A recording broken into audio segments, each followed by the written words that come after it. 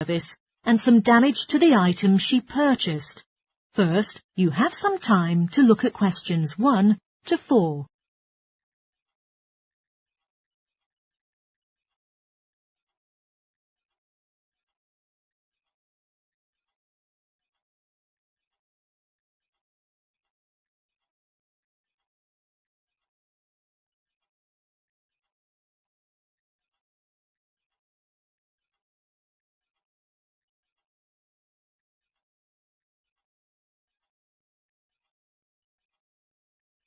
You will see that there is an example which has been done for you.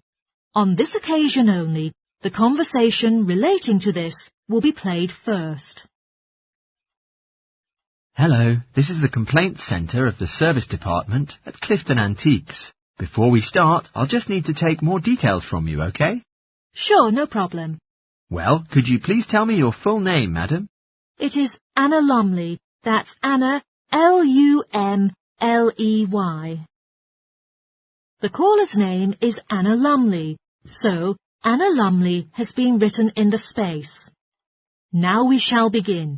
You should answer the questions as you listen, because you will not hear the recording a second time. Listen carefully and answer questions 1 to 4. Hello, this is the Complaints Centre of the Service Department at Clifton Antiques. Before we start, I'll just need to take more details from you, OK? Sure, no problem. Well, could you please tell me your full name, madam? It is Anna Lumley. That's Anna, Lumley. All right, Lumley. Not exactly. The fourth letter is L, not O. Oh, sorry. Let me rewrite it. And may I have your contact number that we can use to reach you during the week? Sure. My mobile phone number is 077 876345. Great. Now, what can I do for you today, Anna? I placed an order for a large quantity of items with you last week, on the 20th of February, and had been expecting them to arrive at the office in a week. However, only half of the shipment has been delivered. I would just like to ensure that they haven't gone missing in transit. All right, madam. It's a pity we have caused this inconvenience to you. I'll look for the parcel track record and see if I can give you a date when you should receive the rest of your order. What was your delivery address listed?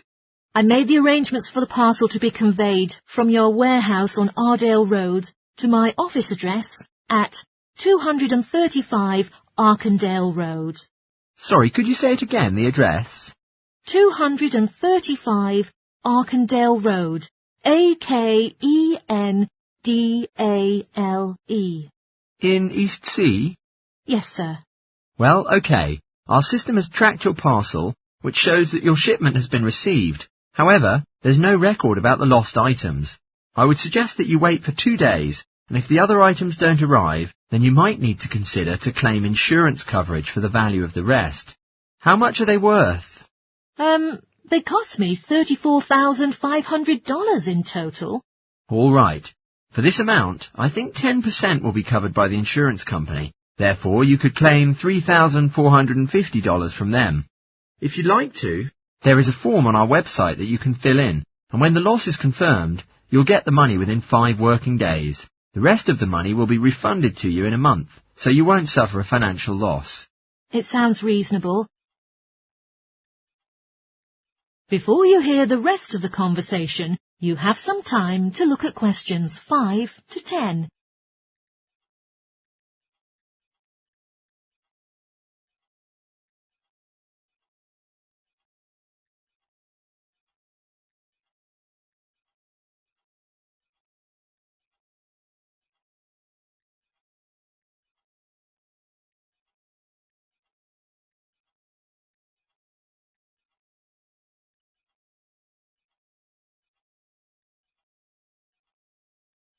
Now listen and answer questions 5 to 10. Yet it is necessary to make a list of your lost items so we can recheck it against our records. Is that okay? Of course, okay. It is unfortunate that a few of the missing items are one of a kind and thus irreplaceable. Also, there were many small items that aren't very valuable, like lamps and chairs, However, there was a large item of antique furniture and a bag filled with first edition books, which was some of the first ever to be printed on a press. Right, okay. Anything else? Yeah, there was also some important items, a Victorian rocking chair for my daughter, some large oil paintings originating from the Edwardian period, and a few decorative fruit bowls. Right. Okay. I've taken down the list of these missing items, so I'll call the warehouse to see if any of them are still there. Ah, I almost forgot. There are several other pieces that I've spotted on your website and wanted to order. May I do that now? It is definitely okay. Would you tell me a little about the items that you're looking to buy? There is a gold clock and a golden-framed vintage mirror. Okay, perfect. The charge will be taken from the payment card that you used before. You can expect them to be delivered within the next week. Is there anything else that I can do for you today? Yes, I received 2 damaged items in the shipment, so I need to claim for a partial refund. Oh, sorry. I need to know more about the details of the actual damage over the phone line before you put in a full report. What kinds of pieces are damaged?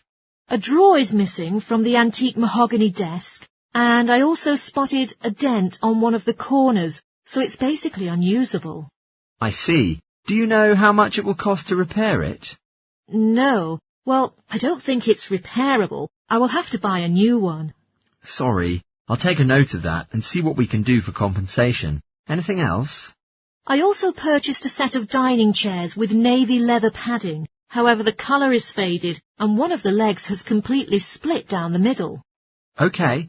Are there any other damaged pieces? Yes, there is a set of Chinese crockery to furnish my dining room table, but when I opened the case, I found that a cup was lost and that some plates had smashed. 4, actually. And is that all of the items? Yes, I think that's all. Right. I'll estimate the value of the damage and a refund will be issued. OK. Cheers for your great help. No problem. My pleasure. Goodbye. That is the end of section 1. You now have half a minute to check your answers.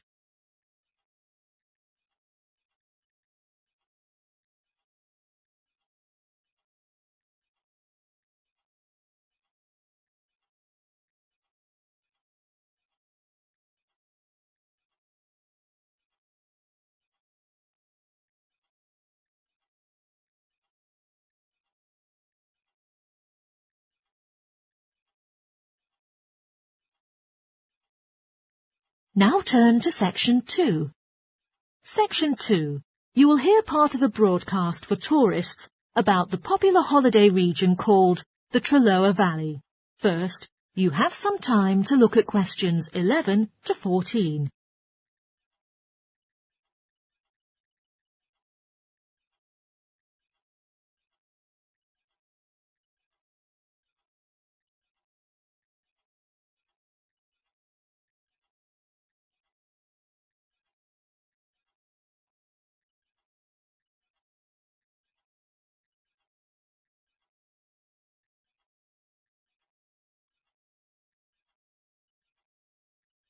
Now listen carefully and answer questions 11 to 14.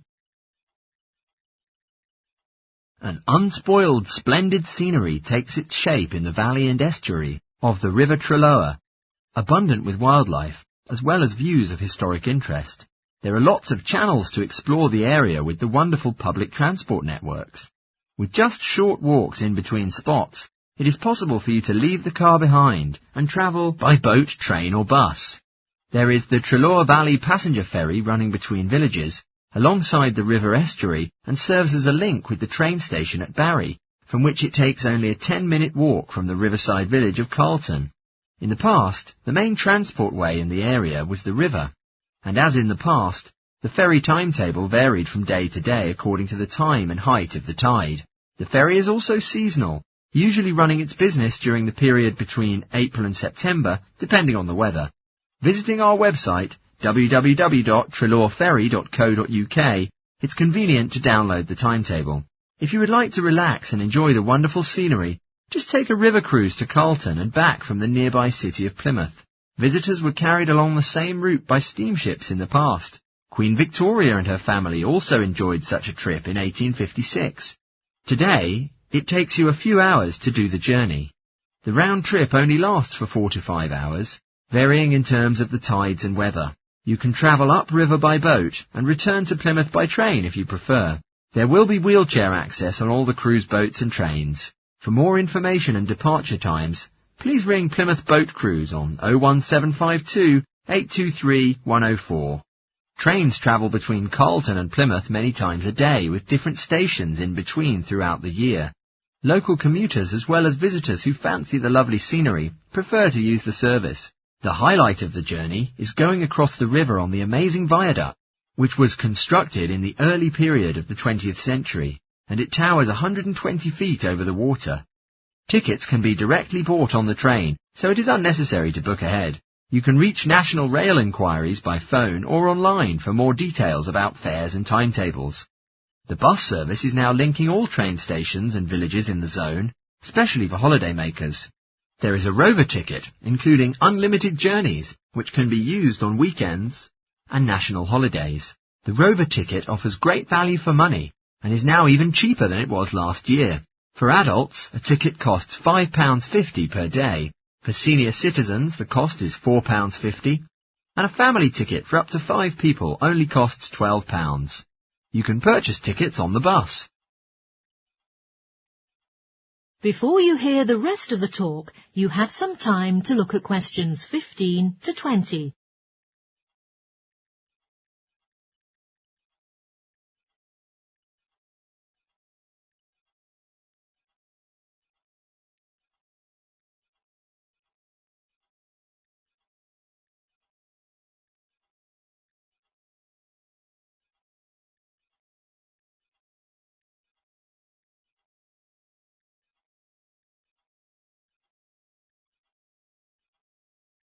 Now listen and answer questions 15 to 20. At the centre of the Treloar estuary area is the historic riverside village of Carlton. The main road comes into the village from the south, and for those who are riding by bus, it turns left just before the bridge and stops in the lay-by on the left-hand side. From there, it's just a short walk to Carlton's various attractions. If you're arriving by car, you have to leave it in the main car park. Go over the bridge, take the first turning on the right, then go on until you come to the end of that road. It's the only place to park in Carlton, but there's no charge. If you're interested in local history, there's a museum in Carlton with farming, fishing and household implements from the late 19th century. As you come in from the south, cross the river and go straight on the same road until you reach the end. Also on the subject of history, you can go and see the old mill, which has recently been renovated and put back into use. Turn left before you come to the bridge, then go straight on and take the first turning on the right. This leads straight there. If you're interested in arts and crafts, there's a potter's studio where you can watch the artist at work. After crossing the bridge, turn left and it's the second building on the left. Finally, when you're in need of refreshments, there's a cafe opposite the old boathouse and a picnic area near the mill. That is the end of section 2. You now have half a minute to check your answers.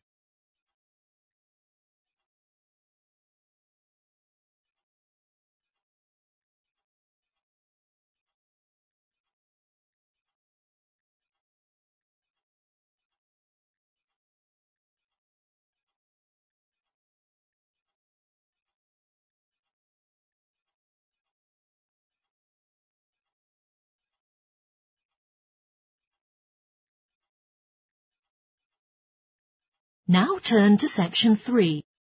Section 3.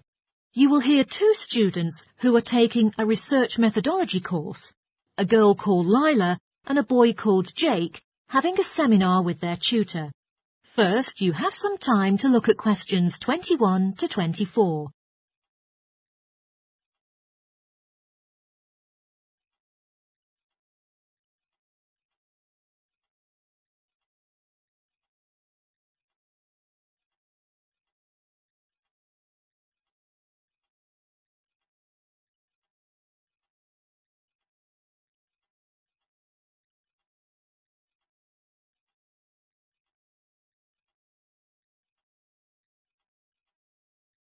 Now listen carefully and answer questions 21 to 24.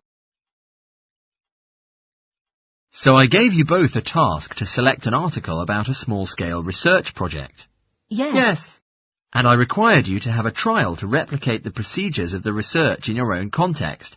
I mean, try it out yourself. Yeah, and we've done that. Nice. In this way, I want you to tell me a little bit about the article and explain why it started applying crosswords to assist the students to review the exam terminologies. All right. The article was written by 2 university professors who had initially used crosswords to help the students revise the terminology for exams. And the crosswords were designed and installed on computers. And we selected the article because, though we weren't familiar with the technique, it seems an accessible topic. You know, using IT to design crosswords for higher education. That's a good reason. So both of the professors would like to see how well this innovation was received by their students. Yes. So what has been going on with your reproducing the research? Well, we collected a series of some terms from our own modules and put them in a list. Then we designed a crossword to revise them. Then we invited some of our classmates to try out our crossword and then ask for some feedback from them, you know, like their feelings, views, as well as some suggestions about using this technique. Did you find it easy to have people participate in it? Not really. First, you know, it was actually hard, but later when we convinced them by talking about the actual benefit that they will get from participating in this research on preparing for an exam which is coming up later this semester... It functioned. Great. So how did you get the feedback from the students that tells you their thought about the crosswords? By a questionnaire. There were 2 pages in the original questionnaire, and it included lots of X-linked questions. But the whole section about difficulties using IT is now out of date. Even the questionnaire had just been finished a few years ago. So, have you done a shorter version? Sure, and then we emailed it to 40 students and received 28 replies. I was disappointed by the fact, but this was a relatively good result. I mean, the responses we got from them were well written. You know, people did take a lot of care with them, but I was still taken aback with the low numbers. Yes, for an apprentice researcher, it's an important lesson to learn. Yeah. Before you hear the rest of the talk, you have some time to look at questions 25 to 30.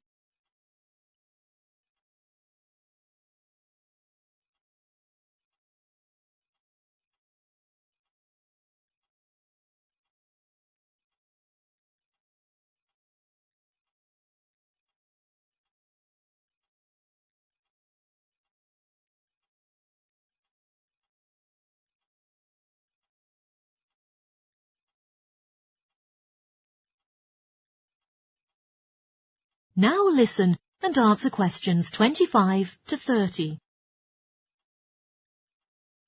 So what was your result? Well, basically their feedback was extremely positive.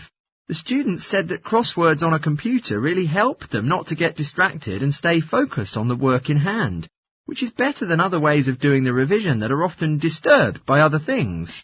Yeah, that was really clear, but I was struck by the fact that they hardly featured having fun in their responses, nor did anything to do with spelling of hard words, which I thought would apparently be a benefit. No? Okay. The responses also said that the crosswords hadn't really prompted their general motivation to study, but it had highlighted the gaps in their memory, so they could figure out what kind of work was necessary to do further. Right. So how did your findings compare with those done by the original researchers? There were a couple of similarities, but... We still found 2 primary differences. Compared with females, more males liked the technique, yet the original findings were the reverse case. Also, our respondents said they wouldn't mind doing a crossword in the final official exam. Even in the original study, it showed that even if crossword makes exams shorter, they would not like it to be included. But for informal purposes, of course, both sets of respondents said doing more crosswords would be of great interest to them, like revision and so on. Right. So let's think about the whole project and what you've learned from it. Well, it really took a long time. Yeah, and I don't think we handled that aspect well. It could have gone worse. I mean, there was not much data collected, so we didn't have to spend ages dealing with it. And since we'd already done a course on numerical data processing, there wasn't much new for us. Yeah, definitely. Anyway, I think the questions we designed were good, so that the data we collected was manageable. Yeah, it really helped having the original study to guide us, as it were, and that helped us to see what a good instrument research is. What questionnaires should be like? Absolutely, we got a lot from that. But when we were writing up the project, we weren't sure on how to acknowledge the work of the original study. You know, our referencing. No, that's what we both need to learn in the future. Actually, that part's been great, finding ways to share and support another person. That's the real plus from the project, learning ways to do that. Well, it's obviously been very successful. That is the end of section 3. You now have half a minute to check your answers.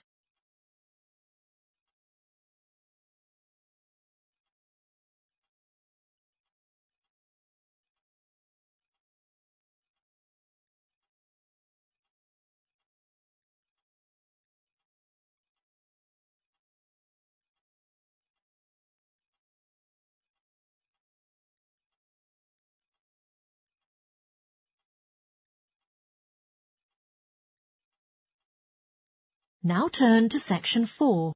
Section 4. You will hear a sociology lecture about the perspectives of time. First, you have some time to look at questions 31 to 40.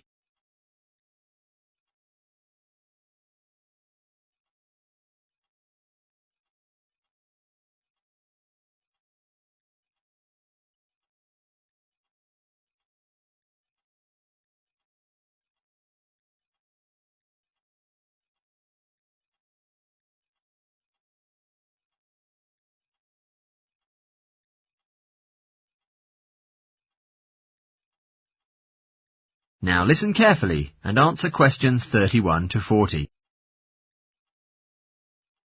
Today, I would like to share something with you about time. Particularly, I'll be looking at the way we think about time and how these perspectives of time structure our life. Social psychologists have pointed out that there are 6 ways of thinking about time, which they regard as personal time zones. The first 2 types of time zones are based in the past. Past positive thinkers usually spend a major part of their time looking back to the past, which means they're in a state of nostalgia, where they fancy remembering moments of happiness, such as birthdays, marriages, and important times of success in their lives. They are those who have the habit of keeping family records, books, and photo albums. The kinds of people living in a past negative time zone are also absorbed by earlier times, but they concentrate on all the negative sides of a life picture, such as regrets, failures, or poor decisions. They spend plenty of time imagining what life could have been. Then, it is those who live in the present. Present hedonists live their life in pleasure and immediate sensation. Their life motto should be having a good time and avoiding painful experiences. Present fatalists live in the present as well. However, they think this moment is the product of circumstances entirely beyond their control, that it is more a fate. Whether it's poverty, religion, or society itself, something prohibits fatalists from thinking that they do perform a role in changing their life outcomes. Life is simply what it is. How about the future time zone? People who are sorted into the future active group are those who make plans and go for their plans. They don't play, but work and resist temptation. They make decisions in terms of potential consequences rather than experience itself. The other type of future-oriented perspective is future fatalistic. This group of people holds a belief that there will be a certainty of life after death, and a certain kind of judgment day when they will be assessed on how virtuously they have led their life and what achievements they have made in their lives. Okay, so much for all the types. You now may ask, in what ways are our lives influenced by these time zones? Well, let's start at the beginning. When we were born, no exceptions, everyone was a present hedonist. All the initial needs and demands, like being warm, secure, fed and watered, were all from that time. But formal education changes the way we think. Each one of us is taught not to focus only on the moment and start to make estimates about the future. But you might be surprised, every 9 seconds a child drops out of school in the US. Most interestingly, there's much more boys dropping out than girls doing so. We may easily draw the conclusion, boys aren't as intelligent as girls. But the evidence doesn't support this. A recent survey indicates that when American boys reach the age of 21, they have spent roughly 10,000 hours on video games, and also suggests that they'll never fit in the traditional classroom because there is a stronger need for those boys to have a certain circumstance in which they are capable of managing their own learning environment. Now, let's move on to how we do prevention education. All kinds of prevention education are usually targeted at the future time zone. We say, don't smoke or you'll get cancer, get good grades or you won't get a good job. But as for present-oriented kids, it doesn't make sense. Though they do know the potentially detrimental consequences of their actions, they insist on how they behave because they're not living for the future. They are in the present right now. Logics won't be helping, and it's no use reminding them of potential fallout from their decisions or previous judgment errors. We have to get in their minds just as they're about to make a choice. How we value and use our time is greatly influenced by the time perspectives we have. When Americans come across a question about how busy they are, most of the interviewees usually report being busier than ever before. They admit to sacrificing their relationships, personal time, and good sleep during nights for their careers. But 20 years ago, 60% of Americans had sit-down dinners with their families. Yet now, the number has dropped to 20%. However, when they're asked, what if there were 8 days in a week? They say, oh, that'll be fabulous. They would spend that time working to achieve more. They're persistently trying to get to the future point of happiness. So, it's of vital importance that we know how other people think about time. We tend to think, oh, that person is really irresponsible, or that guy is power-hungry. But often, what we care about is not the fundamental personality differences, but only various approaches of thinking about time. Rather than distinctions of characteristics, seeing these conflicts as differences in time perspectives can promote more effective cooperation between people and get the most out of each person's individual strengths. That is the end of section 4. You now have half a minute to check your answers.